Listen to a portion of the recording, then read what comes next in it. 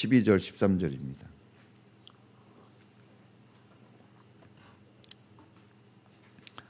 자, 같이 한번 읽어보겠습니다. 시작. 형제 자매 여러분, 우리는 여러분에게 부탁합니다. 여러분 가운데서 수고하며 주님 안에서 여러분을 지도하고 훈계하는 이들을 알아보십시오. 그들이 하는 일을 생각해서 사랑으로 그들을 극진히 존경하십시오. 여러분은 서로 화목하게 지내십시오. 아멘. 기도하겠습니다. 하나님 감사합니다. 오늘 이 예배의 날에, 이 좋은 날에 저희들은 주님 앞에 나와 예배합니다. 바쁘고 분주한 세상 속에서 하나님을 만나는 이 귀한 시간을 저희들이 정해놓고 이 시간을 지키기 위하여 애쓰며 노력하여 주님 앞에 나왔습니다. 우리를 이 자리까지 인도해 주신 주님을 찬양합니다. 오직 주님만 영광을 받으시고 높임을 받으시며 우리의 아버지이시며 세상의 창조주이시고 주관자이신 주님의 그 놀라우신 은총만이 드러나는 시간 되게 주시옵소서. 특별히 목회자 스승주의를 맞이하여 선생님들을 위로하고 또 부족한 종과 아내가 위로를 받습니다. 이런 시간들을 주신 하나님을 찬양합니다. 교회를 위하여 애써 주시는 많은 분들이 있습니다. 그 중에 우리 선생님들 축복해 주시고 미래 세대를 오늘 품고 사랑하며 기도하며 성경을 가르치는 그 수고가 결단코 헛되지 않도록 복되고 아름다운 인물들로 잘 성장하도록 축복하시고 아낌없는 헌신을 통해서 미래가 밝아지고 아름다운 하나님의 나라로 세워져 가는 것을 기대하며 저희들이 수고하는 것을 중단 없이 계속하게 하옵소서. 뿌린 대로 거두게 하신다 하셨으니 그 말씀이 이루어지는 것도 믿습니다. 사랑하는 우리 모든 성도들의 가정을 축복해 주시고 오늘도 복되고 은혜로운 하나님의 손길 안에서 화목을 이루고 행복을 누리는 가정들 되게 하옵소서. 어제보다 더 좋은 오늘의 믿음이 있게 해 주시고 오늘보다 더 나은 미래가 있는 그런 삶들로 우리 성도님들을 이끌어 주옵소서. 특별히 병들고 아파하는 그 질병에서 건져 주시고 상처 입은 영혼들을 씻어 주시며 불화가 있다면 화목으로 이끌어 주시고 분쟁이 있다면 다시 평화가 찾아오도록 인도해 주옵소서. 우리 사랑하는 자녀들 키가 자라고 또 믿음도 자라고 하나님과 사람에게 사랑받고 칭찬 듣는 귀하고 보배로운 존재들이 되게 해 주시고 아직은 어리고 부족하여서 많은 허점들이 있지만 그러나 그 허점들까지도 사랑하고 보듬어주는 우리 부모님들의 넓고 큰 사랑을 주님이 계속해서 공급해 주시옵소서. 우리 교회에 하나님이 세우셨으니 하나님의 영광이 나타나고 영혼 구원하고 주님 제자 세우는 교회로 든든히 서게 하시고 계속해서 하나님의 사람들이 세워져 주님께 기쁨 드리게 하여 주시옵소서. 오늘도 하나님의 말씀을 듣습니다. 귀가 열리고 마음이 열려지게 해주시고 주님 앞에 우리의 모든 것을 고백할 수 있는 시간이 되게 하옵소서. 주님 앞에 드리는 이 헌금을 받아주시고 하나님의 나라와 그 영광을 위하여 쓰여질 때 복되게 하시며 주님께 드리는 이 헌신의 손길들 반드시 하나님이 약속하신 대로 갚아주시고 부족함이 없고 먹이시고 입히시고 채우시는 축복을 누리게 하옵소서. 감사와 영광을 올리오며 예수님의 이름으로 기도합니다. 아멘. 할렐루야. 여러분 감사드려요. 자, 오늘 하나님 말씀은 따라해 보겠습니다. 하나님이 기뻐하는 좋은 성도. 자, 설교하기 어려운 계절이 있습니다. 5월 달에 이 5월 달에는 설교하기 좀 민망하고 좀 어렵습니다. 왜냐하면 어버이 주일과 목회자 스승 주일이 있고 다음 주일은 부부 주일이 있어요. 그래서 좀 어려워요, 설교가. 그러나 하나님이 세워주신 자리이기 때문에 또 합니다. 사명감을 가지고 하는 거예요. 부족하고 허점 많은 아버지, 또 여러분들이 늘 봐왔지만 참 부족한 게 큰 그런 목사이기 때문에 이렇게 뭘 하라 이렇게 얘기하는 게 참 부끄럽습니다. 그러나 이 시간에 주인공, 이 시간에 역사하시는 분은 하나님인 줄을 믿습니다. 저는 저 자신을 잘 압니다. 존경받을 뛰어난 성품, 탁월한 능력, 또 여유 있는 그런 마음가짐, 크게 품어줄 수 있는 그런 좋은 성품을 정말 어느 것 한 가지 잘 갖추지 못하고 있습니다. 아버지 자격이 있다면 미달일 것이고, 또 이런 목회자가 되어야 한다고 얘기할 때 거기에 포함될 수 없는 정말 부족한 존재인데, 그런데 오늘 존경해야 된다는 말을 한다는 게 참 힘이 듭니다. 그러나 누군가는 설교를 해야 돼요. 그래서 제가 이렇게 설교를 할 사람이라 이렇게 앞에 나와서 설교를 합니다. 부모 중에 흠없고 티 없는 부모가 있을까요? 목회자 중에 완전한 사람이 한 사람이라도 있을까요? 우리를 낳아주신 부모님 정말 흠이 많고 티가 많습니다. 또 하나님의 말씀을 대언하는 목회자들 완전한 것 같지만 자세히 보면 정말 흠과 티가 너무나 많습니다. 그럼에도 불구하고 창조주 하나님, 우리 인생의 주인이시고 역사의 주관자이신 하나님께서 존경과 공경의 대상자로 정해놓으시고 모두가 순종하라고 명령하셨습니다. 이해하기 어려운 부분들이 많이 있습니다.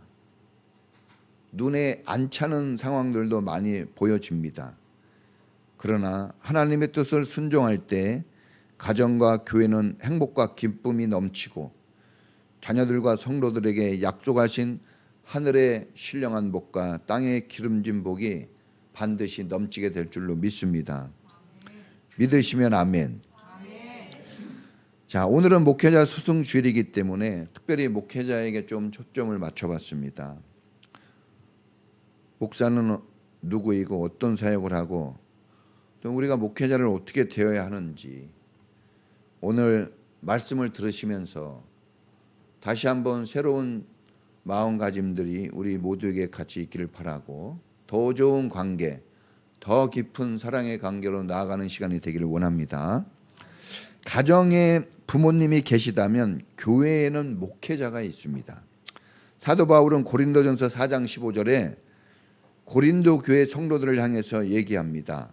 내가 복음으로 너희를 낳았다 그랬습니다. 목회자는 성도들에게 부모와 같은 존재라는 것을 이 성경을 통해서 가르쳐주고 있습니다. 모든 부모님들의 소원은 한 가지, 내 아들, 딸이 하는 일들이 잘 되고 행복하게 사는 거예요. 교회 목회자들의 소원도 한 가지입니다. 성도들이 신앙생활 잘하고 하나님 축복 많이 받고 사는 겁니다. 저에게는 4명의 자녀가 있습니다. 아내도 있어요. 그런데 제가 늘 따져보면 저희 자녀들이 잘 됐을 때 넘치는 기쁨이 거의 없었던 것 같아요. 언제 넘치는 기쁨이 있나 보니까 성도들이 잘 될 때예요. 특히 성도들의 자녀가 잘 됐다는 말이 들려지면 그때 이런 게 기쁨이구나 하는 것을 느낍니다. 자녀들이 잘 될 때 기쁘죠. 그런데 자녀들이 잘 될 때 성도들을 생각하기 때문에 그 기쁨을 만끽할 수가 없어요. 성도들이 잘 될 때만 만끽이 되는 거예요. 부모님들이 그러잖아요. 나에게 좋은 일이 있어서 기뻐할 수 있지만 자녀들이 기뻐하는 상황에 있어야 그 기쁨이 만끽이 됩니다. 그런 거하고 똑같습니다. 부모가 자녀를 위해 희생하고 헌신하는 것처럼 목회자는 성도들을 위해 희생하고 헌신합니다. 부모가 자녀의 육신을 낳고 기르는 것이라면 목회자는 영혼을 거듭나게 해주고 믿음의 성장과 성숙을 위해 희생을 합니다. 자, 오늘 우리가 목회자를 어떻게 대해야 될까? 첫 번째입니다. 목회자 또 교회의 교사를 대할 때 그 수고로움을 알아주어야 합니다. 따라해 보겠습니다. 수고를 알아주겠습니다. 알아주어야 돼요. 하나님께서 교회를 위해 성도들을 위해 수고하고 헌신하는 사람들을 알아주십니다. 하나님이 알아주세요. 여러분, 목사인 제가 여러분 수고하는 거 다 모를 수 있습니다. 사람이기 때문에. 또 여러분이 10만큼 수고했어도 제가 1만큼 볼 수도 있어요. 그러나 분명한 사실은 우리 하나님, 정확하신 하나님은 여러분이 수고하고 헌신하는 거 정확하게 아십니다. 아는 것뿐만이 아니라 알아주세요. 알아준다는 것은 거기에 합당한 대가를 준다는 거예요. 여러분 헌신하는 거 당연한 거예요. 사실은 받은 바 은혜가 있으니까. 그러나 그거 하나님이 당연하게 여기지 않으세요. 대가를 줍니다. 헌금을 하시면 데워 누르고 차고 넘치도록 안겨주리라. 쌓을 곳이 없도록 부어주리라 했어요. 30배, 60배, 100배로 주신다고 합니다. 내 자녀 1000대까지 축복을 주신다고 합니다. 세상에 이렇게 약속하는 분은 하나님뿐이 없어요. 그리고 약속한 대로 실천해 주신 분은 더더욱 하나님 한 분뿐이 없는 줄로 믿습니다. 사실 약속을 해주는 사람은 많이 있지만 그 약속대로 지켜주는 사람은 많지 않아요. 우리 육신의 부모인 우리도 자녀들에게 많은 약속을 하지만 지키는 건 정말 작습니다. 그러나 하나님은 다 알아주시고 그 약속을 지켜주십니다. 여러분, 작은 것 하나, 작다고 여러분 작은 게 아닙니다. 말 한마디에 천냥빚을 갚는다고 여러분들이 작다고 수고한 그것이 하나님에게는 태산같이 클 수도 있는 거예요. 또 내가 이건 큰 거 아니야 하고 여겼을지 모르지만 어쩌면 그것은 지극히 작은 것 중에 작은 것일 수도 있어요.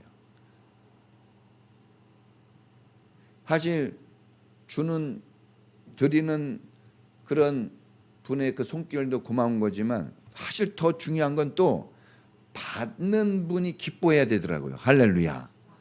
그래서 그 받는 분이 기뻐하는 그 정성과 노력이 사실은 더 대단한 거예요. 그 물건을 산 돈의 가치보다.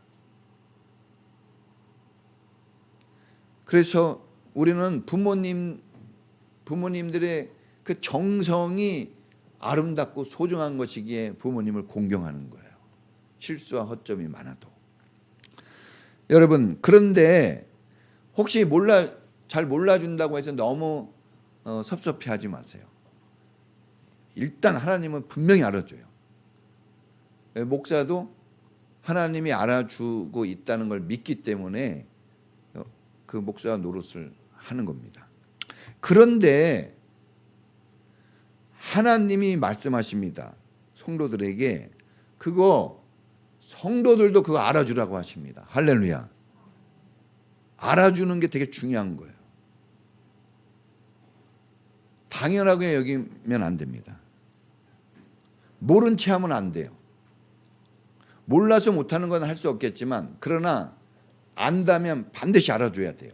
그리고 사실은 알도록 애를 써줘야 됩니다. 할렐루야. 여러분, 내가 보여지는 거, 내가 만져지는 거로만 세상 살면 안 돼요. 그러면 힘들게 인생을 살 겁니다. 우리는 내가 가지고 있는 수준 이상의 것을 볼 수 있어야 돼요. 그래야 세상이 아름다워지고 내 삶이 풍족해집니다. 여러분, 특히 여러분의 영혼과 구원, 여러분의 믿음 성장을 위해서 기도하고 애쓰고 성경을 가르쳐주고 설교해주는 목회자, 그리고 주일학교, 중고등부 선생님들을 특히 더 알아줘야 돼요. 그래서 제가 우리 주일학교 애들하고 한테 이렇게 얘기했어요. 교회에 많은 어른들이 있지만 선생님을 대하는 것은 달라야 된다. 선생님들을 만날 때는 더 많은 칭찬과 높임과 위로와 사랑이 있는 액션을 취해서 말하고 이렇게 영접해 줘야 된다 그랬어요. 그래야 돼요. 여러분, 교회에 오실 때 애들이 엄마 하고 들어오면 그 집은 좋은 집이에요. 조용히 들어오거나 이러면 그 집 문제 있습니다. 예. 문을 박차고 대문이 부서질 정도로 해가지고 들어와야 돼요. 자, 교회도요. 오면은, 그래도 교회에 오면은 특히 이렇게 작은 교회는 목사님이, 사모님이 보입니다. 그때 신앙이 결정되는 거예요. 그 순간에 그 사람의 마음가짐과 태도는 그 사람의 수준이에요, 사실. 그때 터져 나와야 돼요. 오바스럽게 나오면 그 사람은 열린 마음이 돼서 은혜가 팍 들어가요. 그런데 처음에 쭈삣쭈삣하면 마음이 더 이상 열리기 어렵습니다. 처음이 엄청나게 중요한 거예요. 그 한 번, 그 첫 대면. 첫 대면에서 열리지 않으면 오래 갑니다. 그런데 첫 대면에서 열리면 쉽게 모든 게 변화가 돼요. 그래서 사실 저는 기도해요. 우리 성도님들이 올 때, 저를 볼 때 제가 뭘 볼 게 있겠어요? 물론 저 집사람은 사랑하겠죠, 저를. 그런데 여러분, 사랑의 마음을 가지고 힘차게 대해 주신다면 여러분 삶에 변화가 있을 줄로 믿습니다. 성경, 이게 설교 들을 때 변화했을 것 같아요? 변화가 있죠. 그러나 이 설교는 열린 상태에서 들어갈 때만 효과가 있어요. 그래서 앞서 찬양하는 그 찬양단들의 그 찬양의 은혜, 그리고 그 전에 안내위원들의 맞아주는 그 부드러움과 그 기쁨의 그 미소들, 그 아름다운 축복된 인사들, 그리고 얼굴을 대했을 때 막 달라붙는 그런 액션들이 없다면 그날 예배는 실패하는 거예요. 물론 하나님이 기적을 베풀면 다 잘 되겠죠. 그러나 하나님도 함부로 그렇게 하지 않습니다. 그런 질서의, 그런 은혜의 줄기를 타고 가셔서 역사하시는 줄을 믿습니다. 그래서 여러분, 우리가 이런 시간들을 통해서 다시 한번 우리 신앙을 좀 점검하고 이렇게 앞으로 나가는 시간이 되었으면 좋겠습니다. 자, 세상에 당연한 것은 없어요. 우리 찬양도 했네요. 물건 하나도 누군가가 땀 흘려 일해 가지고 만들어낸 겁니다. 수고해서 나오는 거예요. 칭찬은 고래도 춤추게 한다고 했습니다. 남자는 자기를 알아주는 사람을 위해 목숨을 바친대요. 그래요. 조금만 이렇게 알아주잖아요. 충성합니다. 성도들이 목회자의 수고를 알아줄 때 목회자는 죽도록 일하는 거예요. 그리고 헌신한 것이 아깝지 않아요. 부모님도 마찬가지죠. 모든 걸 쏟아부을 때 자녀들이 엄마 사랑해, 엄마 고마워, 아빠 힘들지, 이 한마디에 모든 빚이 싹 갚아지는 겁니다. 할렐루야. 뭐 100점을 꼭 맞아야 된다? 아니에요. 그 말 한마디, 그 눈빛 하나, 그리고 미안해, 내가 잘못했어요, 이런 한마디가 완전히 뒤집어 놓는 거예요. 이거를 잘 못해서 인생이 어려운 겁니다. 사실은 돈이 없어서 어려운 게 아니에요. 여러분, 그래서 이렇게 해야 돼요. 알아준다는 게 뭡니까? 따라해 보겠습니다. 설교에 은혜 받았습니다. 목사님이 기도해 주셔서 힘이 납니다. 목사님이 기도하시면 잘 되는 것을 믿고 순종하겠습니다. 여러분, 이런 자세는 엄청난 파워를 만들어냅니다. 분위기 완전히 바꿔놓고요. 성령님은 이런 언어와 이런 태도를 타고 역사하시는 거예요. 교회는 정말 치열한 영적 전투의 현장입니다. 교회는 인생 병원이고 교회는 인생 훈련소입니다. 교회는 중환자실입니다. 엄청난 문제들, 각종 상처로 얼룩진 인생 환자들이 오는 곳이에요. 사실 여기 돈 많고 할 일 많은 사람들 오는 곳이 아닙니다. 그런 사람들을 최전선에서 친절하게 영접하고 그들을 품는 사람이 목회자입니다. 직업도 다양하고 학력도 다양하고 나이도 다 다르고 성별도 달라요.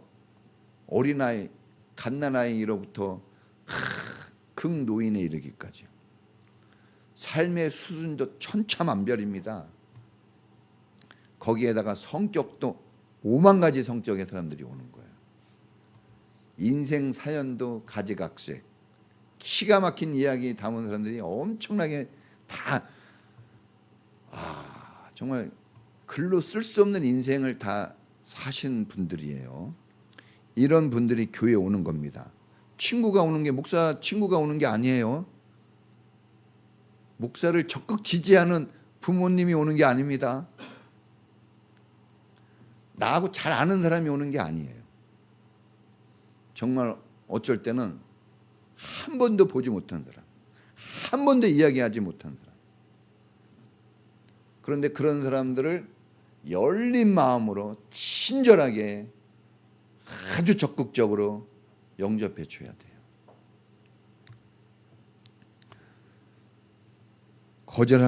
거절하는 모습이 있어서도 안 돼요. 차별하는 눈짓이 있어도 안 됩니다. 조금도 불편한 기색을 내서도 안 돼요. 모든 것이 완벽하지 않은데 완벽한 수준으로 그렇게 나가야 되는 게 그게 목회자입니다. 그럼 목회자는 능력이 많냐? 능력이 별로 없습니다. IQ가 높냐? 100간신히 넘었어요. 마음이 크고 넓냐? 저희 집사람한테 물어보면 알아요. 이해심이 탁월해서 목회자가 됐냐? 우리 큰딸한테 물어보면 압니다. 뭔 말을 해도 잘 못 알아들어요. 뛰어나서 목사가 된 게 아닙니다. 탁월해서 목사가 된 게 아니에요. 여러분, 세상과 좀 다르게 봐야 되는 거예요. 부모님 옛날 10명, 20명씩 나는 옛날 부모님들은 학벌이 없었어요. 초등학교도 못 나왔습니다. 저희 어머니 초등학교 중퇴예요. 5명을 낳았어요. 가부 돼가지고 죽도록 일하면서 저희 키웠어요. 지금은 공부도 많이 하고 정말 그런데 아기를 안 낳아요. 힘들어서. 여러분, 우리가 정말 지혜, 정말 사랑, 정말 인간의 가치가 무엇인지 그걸 찾아내야 돼요. 그러지 않으면 우리는 잘못된 것에 너무 열심히 살고 결국은 쓰러집니다. 다 열심히 인생 살고 그래도 내가 잘 살았어 이래야지. 이거 잘못된 거 아니야? 그러면 어떻게 합니까? 여러분, 예수님의 12제자를 보십시오. 마태는 사기꾼이었어요. 어떻게든지 사기쳐가지고 돈 뽑아먹는 사람이거든요. 어떻게든지 거짓말 해가지고 돈을 뽑아먹는 사기꾼이에요. 마태가. 마태복음을 쓴 마태가 예수님 믿기 전에. 셀롯인 시몬, 이 사람은 칼을 항상 품고 다녔어요. 하여튼 걸리면 죽는 거예요. 테러리스트입니다. 칼을 품고 다녔다니까요. 야고보와 요한의 별명이 사랑의 사도인데 이 요한이 자기들 말을 안 듣는다고 예수님에게 그래요. 예수님, 이거 우리 말을 안 듣고 이거 우리 편 아닌 것 같아요. 이제 번개를 쳐가지고 태워 죽이죠. 그랬단 말이에요. 얼마나 무식하고, 알겠죠? 그런데 사랑의 사도가 된 거예요. 베드로는 말은 엄청나게 하고 막 그렇게 하는데 문제가 생기면 맨날 도망갑니다. 가룟 유다는 예수님을 속여 먹으려고 했던 사람이에요. 예수님하고 눈 마주쳐도 속여 먹어요. 보통 강심장이 아니고. 그런데 예수님이 이런 사람들을 품고 가르치고 상담하고 기도해 주면서 위대한, 다른 영혼들을 위해서 복음을 전하다가 죽는 것까지 아끼지 않고 순교하는 사람들이 다 됩니다. 할렐루야. 사람이 완전히 달라졌어요. 저는 이 예수님 믿고 목회하는 거예요. 저를 그렇게 하실 예수님. 그리고 제가 목회하는 그 자리에 그 사람들에게도 그런 은혜를 베푸실 그 예수님을 믿고 수고하는 것을 각오하고 목회합니다. 할렐루야. 너무나 부족하기 때문에 매일매일 기도해요. 다짐합니다. 주님, 이 성격 가지고 어떻게 제가, 주님, 막 저는 눈에 보이고 막 귀에 들리면 막 견딜 수가 없는데 이거 어떻게 합니까? 이렇게 눈물로 기도해요.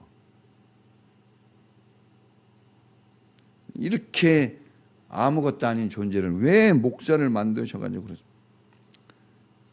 그런데 주님이 그렇게 했는데 어떻게 할 거예요? 제가 어떻게 제 인생을 마음대로 바꿉니까? 배신당할 수도 있고 욕을 먹을 수도 있고. 예. 옛날에 조폭한테 막 얼마나 막 얼마나 막 저를 위협하던지, 와, 잘못했다가 죽겠구나 했는데 하나님 은혜로 살아났어요. 오해받을 수도 있고 거절당할 수도 있고 속임당할 수도 있고 각종 아픔을 당할 수도 있고, 제가 막 대상포진 걸리고 위경련에 쓰러져서 제가 종합검진도 받아봤죠. 웬만하면 병원도 안 가는데 병이 없어요. 몸이 아픈 거예요. 극심한 스트레스. 그런데 저는 교회에서 수고하는 일을 끝까지 하려고 합니다. 갈 데가 없어요. 이 길만이 주님이 저에게 주신 길이라고 믿고 저는 열심히 수고하려고 합니다. 그리고 여러분이 저에게는 소중하고 아름답기 때문에 그래요. 소중하고 아름다운 것에 대한 헌신은 해도 돼요. 무가치하고 아무것도 아닌 것에 대해서는 헌신하지 않을 수 있겠지만, 그러나 너무나 소중한 것은 그것을 아끼고 잘 키우는 그 수고가 뭐가 아깝겠습니까? 자, 두 번째는 따라해 보겠습니다. 목회자를 존경합니다. 자, 존경해 줘야 돼요. 오늘 성경 보니까 극진히 존경하라 그랬어요. 좀 민망하네요. 극진히 좀 존경해 주세요. 사랑해 주세요. 여러분, 부모님을 어떻게 대해야 될까요? 극진히 해야 돼요. 똑같이 하면 안 돼요. 수많은 사람들에 있지만 내 자식에 대한 그 표현은 달라야 돼요. 내 아내, 내 남편에 대한 표현은 달라야 됩니다. 내 부모에 대한 섬김은 달라야 돼요. 그건 차별이 아니에요. 그거는 당연한 거예요. 그게 옳은 겁니다. 만약에 똑같다면은 그것이 바로 잘못된 거예요. 다르게 대접해 드려야 돼요, 부모는. 21세기 키워드는 평등이고 실력이에요. 그래서 다 똑같아요. 너나 나나 똑같아요. 근데 이게 평등이 좋은 것이긴 해요. 그런데 이상하게 이것 때문에 권위라는 가치가 없어져 버렸어요. 다 똑같아요. 뭐 대통령이나 나나 너나 선생님이나 나나. 그래서 힘든 세상이 온 거예요. 여러분, 권위주의는 안 돼요. 권위주의는 나 높여, 내가 최고야. 이게 교만이거든요. 이건 안 되지만 권위라는 이 가치는 하나님이 세상에 준 거예요. 그러니까 이게 무너지면 끝나는, 질서가 깨지는, 질서가 없어지면 엉망진창이 되는 겁니다. 이 우주는 질서 속에 유지가 돼요. 우리 인생도 균형, 바란스를 맞춰야 되거든요. 이게 뭐냐? 이게 권위라는 가치입니다. 이 권위라는 가치는 지켜져야 되고 보존되어야 합니다. 그래야 세상이 아름답게 유지되고 우리에게 유익이 커요. 이익이 많은 겁니다. 그래서 능력에 따라 서열이 정해지거든요. 공부 잘하는 사람, 그다음 등수도 그렇게 정하더라고요. 번호도 보니까 1등부터 50등까지, 옛날 우리 시대 때는 1등부터 80등까지 있었는데 1등이 점수 1등 하네요. 1번이 80, 얼마나 저깁니까? 여러분, 나이가 무시되고, 저는 나이를 되게 존중히 여겨야 된다고 봐요. 이건 돈 주고도 살 수 없는 거예요. 학벌이 더 우선돼서 안 됩니다. 경력이 더 우선돼서 안 돼요. 순서로 치면 나이를 우선으로 해줘야 돼요. 그 나이만 가지고는 안 되겠지만, 그런 나이, 어른들을 존중해 줘야 됩니다.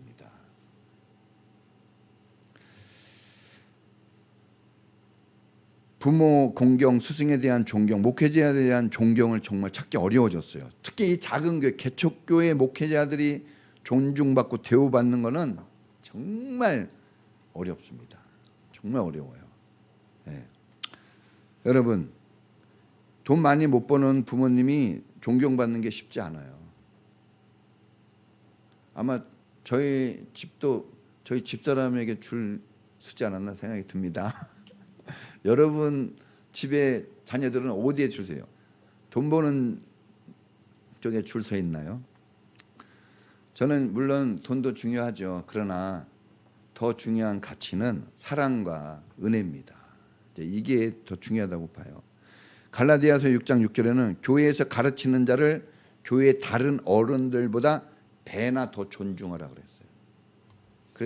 그래서 다르게 대해줘야 된다 이거예요. 선생님들은. 저도 솔직히 그래요. 저도 교사들에게 좀 다릅니다. 이거 이해해 주세요.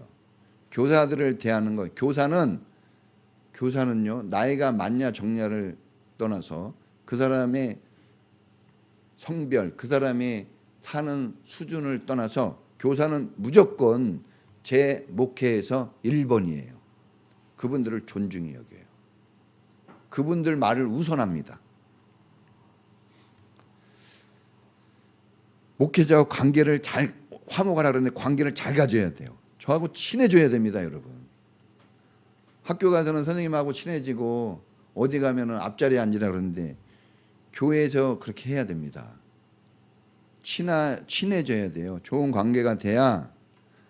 예수님이 친해지기 위해서 죽으신 거예요. 하나님과 친해지고 우리와 친해지기 위해서. 자, 그래서 우리가 목회자들 또 선생님들하고 친해져야 돼요. 그래야 신뢰가 생기고, 그래야 마음이 열려 믿음이 들어가고 말씀이 들어가서 그 사람이 영혼 구원 받고 하나님이 원하시는 믿음의 성장을 이룰 수 있어요. 이게 안 되면 30년, 40년, 50년, 70년 교회 다니는데도요, 여전히 어린 나이에요. 그러면 안 됩니다. 자, 또 성도들하고 화목하게 지내는 게 목사님을 존중히 여기는 겁니다. 아주 목사님 마음을 아프게 하려면 싸우면 돼요. 신나게 싸우고. 집에서 아주 부모님에게 불효하고 싶다 그러면 막 싸우세요, 형제간에. 그러면 아주 불효 잘하는 겁니다. 예? 그런데 효도하고 싶잖아요. 그러면 형제간에 화목하고 성도들하고 화목하면요, 그게 효도 중에 최고의 효도. 그게 목사님을 존중하는 것 중에 최고의 존중입니다. 할렐루야. 자, 마지막은요, 따라 보겠습니다. 순종하고 기도해 주자. 자, 존경의 표현이 뭐냐면 순종이에요. 자, 우리가 하나님을 공경한다 그러는데 그걸 뭘로 할 수 있을까요? 순종으로 하는 겁니다. 그래서 순종은 다른 어떤 것보다 최고예요. 제사보다 낫습니다. 예배 잘 드리는 것도 중요하지만 순종하지 않으면 하나님이 인정을 안 하셔요. 순종이 더 중요합니다. 네, 순종하려고 우리가 지금 하나님 앞에 나온 거예요. 자, 부모님도 마찬가지예요. 부모님 말을 안 들으면서 막 먹을 걸 주고 좋은 옷을 사준다고 불편해요. 오히려 그럴수록 불편해요. 순종하면 다른 것 부족해도 마음이 넉넉해지는 거예요.